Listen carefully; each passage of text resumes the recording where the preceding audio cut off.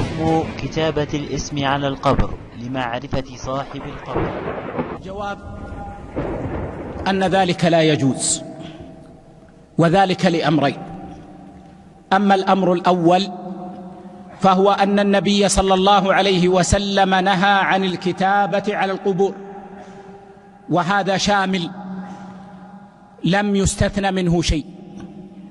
والأمر الثاني أن هذا الذي ذكره الأخ، وهو أن الإنسان يحتاج أن يعرف قبر أبيه مثلا أو قبر أمه من أجل الزيارة والسلام والدعاء، كان موجودا في زمن النبي صلى الله عليه وسلم، وكانت الحاجة داعية، وكان بالإمكان الكتابة إلا أنه لم يفعل.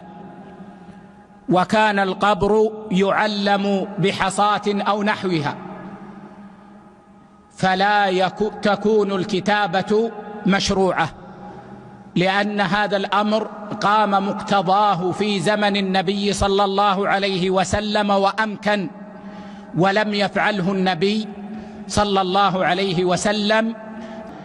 فيحدد الإنسان قبر حبيبه من الأموات بعلامة بينة من جهة المكان، ومن جهة عدد القبور، ومن وضع حصاة أو نحوها، ويكتفي بهذا والله أعلم.